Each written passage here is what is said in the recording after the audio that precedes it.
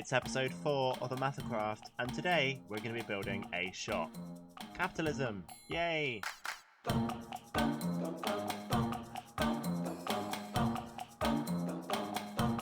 I've scouted out a location for the shop, but first I need to clear down all these trees so that we can actually build it here. And also dodge the hoglins that seem to be attacking me literally constantly, especially since I don't have any diamond armor yet. And of course the reason I don't have diamond armor, if you've watched the other episodes, is that I'm challenging myself to stay in the Nether for the entirety, for the entirety of the early game of the season. So that means that I don't have access to diamonds, and hence I don't have access to diamond gear, and I also have limited access to iron. In the previous episode, we've got some villagers brought over to us, which we're going to use to get some gear and stuff, and also get us access to redstone and iron. But in today's episode, we're starting things off by building a shop. And this shop is going to be unusual because we're going to be selling stuff for the price of cobblestone. And the simple reason is because we don't have access to cobblestone because we're stuck in the Nether. So there's no cobble here, and we can't make a cobble generator using water. So we're going to be charging people who do have access to the overworld cobblestone to buy the resources from our shop. And of course, the resources that I'm going to be selling is the stuff that I'm getting from the piglin bartering. So we built a gold farm previously as well, and using that gold farm, we've been piglin bartering and getting a bunch of sort of crying obsidian, bunch of soul sand, bunch of quartz. And I'm actually going to be building the shop out of this crying obsidian and some of this quartz. And then the rest of it, of course, we'll be selling. So, yeah, I'm going to probably do this in the form of a time lapse. So we'll build out the shop, and then I'll cut back to you after that.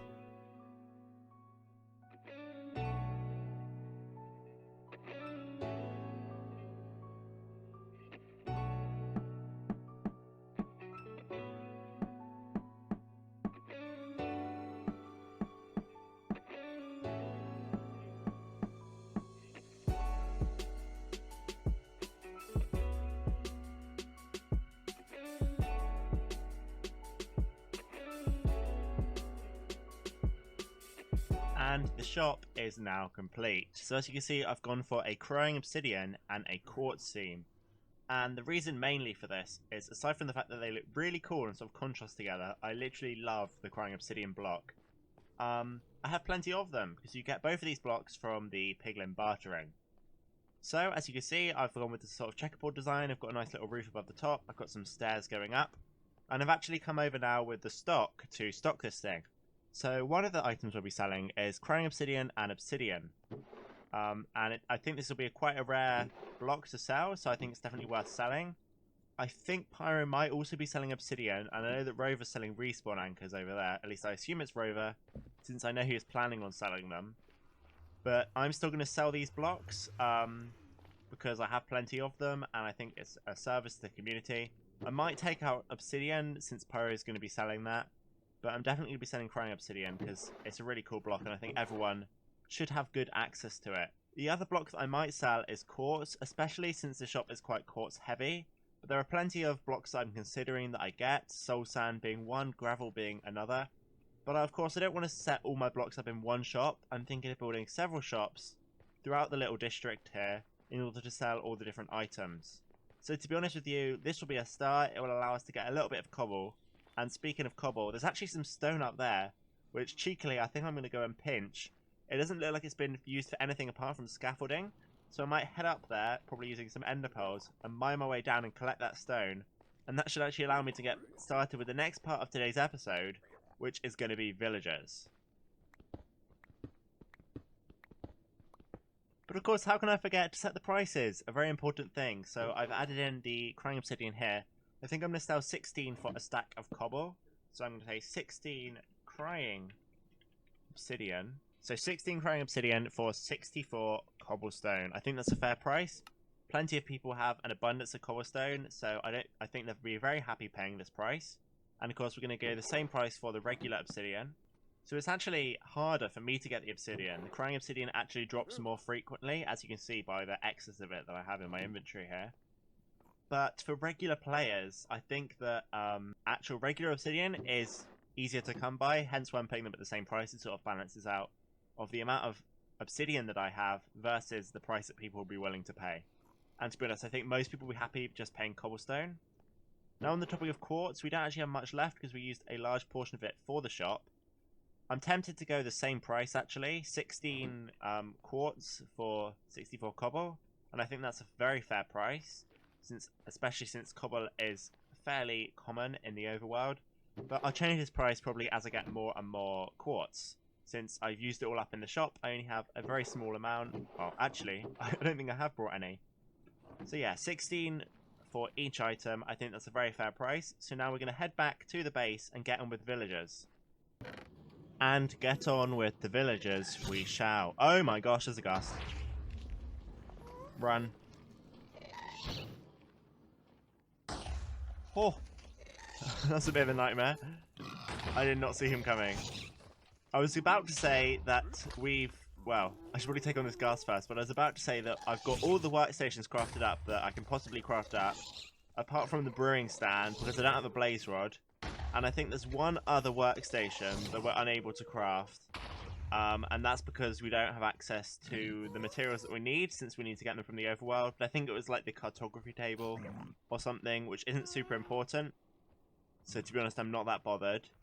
Oh, we also couldn't craft up the librarian either, since we need a book for the lectern and we don't have sugarcane. So I might have to acquire that off a player at some point, but I think for the moment we don't really need to focus on that villager.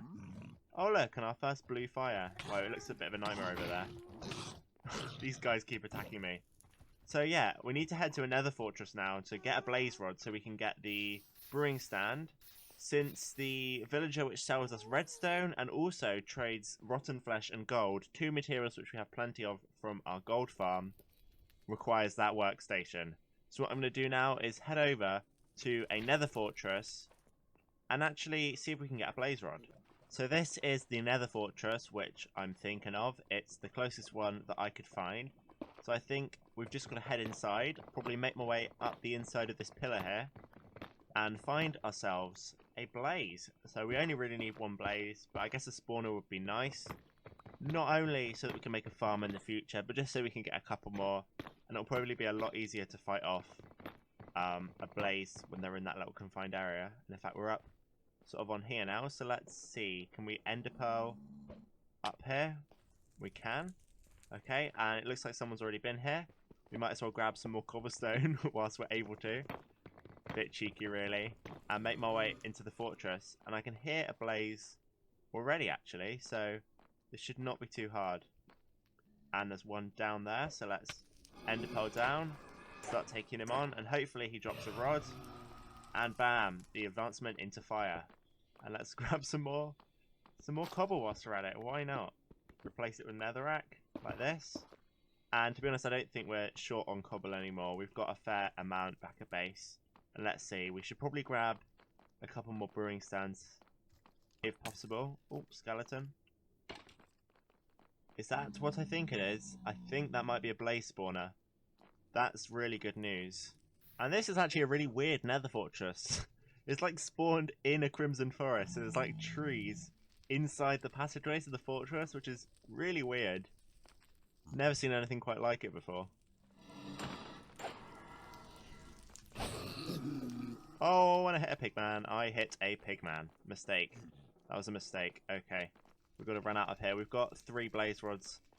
To be honest, I'm happy with that. We don't need many more. We've just got to find a way out of here without getting killed by the pigmen. I can see our bridge. Should we ender pearl to it? Oh. Not ideal. I have geared up again now though. Luckily I had an abundance of iron due to the gift that I was given last episode. I've also crafted up some golden carrots using the carrots and the gold from our gold farm. So actually we're fairly well equipped now. And as long as we don't repeat the same mistake that we made last time, we should be fine. I have just realised I forgot my fire resistance potions once again. And I deliberately put the fire resistance potions on my second slot of my hotbar, but because I opened my inventory, I sort of chucked them away. And that was just awful. Anyway, hopefully this time we won't be so stupid and make the same mistake. And let's sort of head up, find somewhere good that we can take on these blazes. And so eventually we got our hands on 6 blaze rods, and I've already crafted one of these up into a brewing stand. So now you can see we've got all of the different villager workstations here. So I'm actually going to take these up to the villagers now, along with a chest. So it's a bit of a long way around to get to them. I haven't built a proper path up there yet. But that's fine, because where we're keeping them is currently sort of a temporary setup anyway. And to be honest with you, if I'm bringing up the workstations, I might as well bring them a few more carrots to breed them up again. Let's see, that's probably enough carrots. And a couple beds as well, although I think there's some beds up there already. Now, I believe the most important workstations for us are going to be these 4 down here. And the most essential are probably these 2, but these 2 are also going to be very helpful. So the smithing table allows us to get tools, so we can get all of our diamond tools from this smithing table, from the villager. The brewing stand allows us to trade in our gold and our rotten flesh for emeralds, so that's going to be our main emerald income. But also it allows us to get redstone and lapis and a bunch of other materials which we can't get any other way. The barrel is going to be useful just because we can trade in string, and we have plenty of string. And also it gives access to other materials like, for example, campfires, which can be broken down into coal. And finally the blast furnace, and the blast furnace allows us to get armor. There'll of course be a bunch of other useful ones, but these are the main 4 that we'll be using. So let's start off. I think the most important thing is that we get down our smithing table. So let's get a smithing villager. And we can actually already buy a stone hoe and a stone axe. So we've actually got access to stone tools. I'm also going to put down a brewing stand. We've got one of these guys, so we can trade in our rotten flesh. So I'm going to get some of that from above the nether. So I do believe we can now start trading with our fishermen. We can trade 20 string in for an emerald, and we have plenty of excess string. And actually, we've already reached the first level, so we should probably take our string back. But yeah, we have plenty of excess string from the piglin trading. So let's see what we've unlocked. None of that's really useful, but it does give us access to coal. But we're still going to trade in bunch more string, and that's actually all of our string. Now on the server we have a data pack which allows us to craft wool back into string, so I just compacted that down to allow for easy transport up to here, and we can continue trading this string, and eventually we'll lock out, and there's nothing really we can do about that other than just wait. So we've now got 16 emeralds, and we can actually head over maybe to this guy. We can actually buy some redstone immediately, but we can see we can unlock him with rotten flesh, and we could actually buy some tools. So let's start by buying a couple of hoes. We're probably going to use all of our emeralds on hoes, to be honest with you. So now he's reached his first level, we can take our emeralds back. We've got a bunch of stone hoes which I have to use up over time. And he should now be unlocked, and we can trade in iron for emeralds, and we can buy a bell as well. So what I need to do now is actually go and get some more emeralds. So I may have had a small accident with a bed. I right-clicked one. Unfortunately, I wasn't recording, but it was quite disastrous, I have to say. So luckily I managed to have some of the villagers survive. I'd actually moved some of them across to another location because I planned to start a villager breeder there, but I had to bring them back here, or at least one of them back here, because yeah, half of my villagers died, all this blew up, and I lost a bunch of progress, including all of my items. Luckily for me though, I've been working hard and I've got 3 new villagers.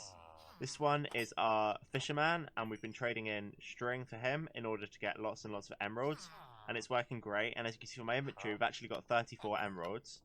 The other thing is that we've actually got 2 diamond hoes, and we've got the diamond hoes from trading with this guy. As you can see, 1 emerald for a diamond hoe.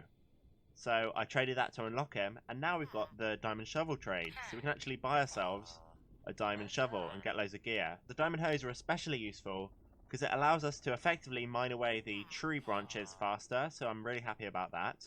But for now, I'm just going to be continuing working with these villagers, of course trying not to kill them, and once this guy grows up, I'll make him into the new cleric guy. And we've finally unlocked the diamond pickaxe, so I've got my emeralds. We can buy ourselves a diamond pickaxe. Breaking into efficiency 2 is not the best diamond pickaxe I've ever seen, but it is a diamond pickaxe, and that's a significant upgrade from our iron pickaxe, which we've been currently using. So I might get 2 of those guys, and I'm down to my last few emeralds now. But that means we've actually got some gear. So you're probably sick of villagers now, but the thing is, they're just so useful, especially when you're stuck in the nether. I'm currently here beneath my gold farm. As you can see, all the pigmen are sort of collecting up above me in the underbelly, and as you can see, I've installed a bunch of redstone. So using the villagers, I was able to buy some redstone dust, which I've crafted up into some item sorters, and using the iron that I was gifted last episode, I built up this little storage system here. So what we're doing is we're storing gold nuggets. We've got 2 sort of slices for that. We're storing heads in here, but I had to sort of overflow some rotten flesh. We're storing gold ingots here, and then we've got the last 2 rows for rotten flesh. So as you can see, it's a great storage system. I haven't quite figured out how to do the proper disposal of the swords. At the moment, we're doing the same technique that we did previously, but we're just running the minecart after some item sorters afterwards. So ideally, we'd sort out these swords, but the thing is, I'm not sure how to make a non-stackable item sorter in the nether, since we don't have access to water, and if we used hoppers, it would be too slow. So I'm just going with this system for now because it's simple, but I'm sure I'll upgrade it in the future. What we can now do with this gold, though, is actually craft it all up. So if I grab a bunch of it, we can craft it up into gold nuggets. So let's see how much gold we're actually going to get. I've already crafted up some of the blocks. And we've actually got, well, that's a lot of gold. Yeah, almost 3 stacks of blocks of gold. So that will do plenty of villager trading. You might have noticed that we've actually got ourselves some diamond gear in this chest here. And I've gotten this through trading with the villagers. So I got myself an armorer, and I also got myself a weaponsmith in order to get this axe here. So I'm going to head down now to the bottom of the nether and show you all of the villager upgrades that I've done, because I've been working over that for a fair while.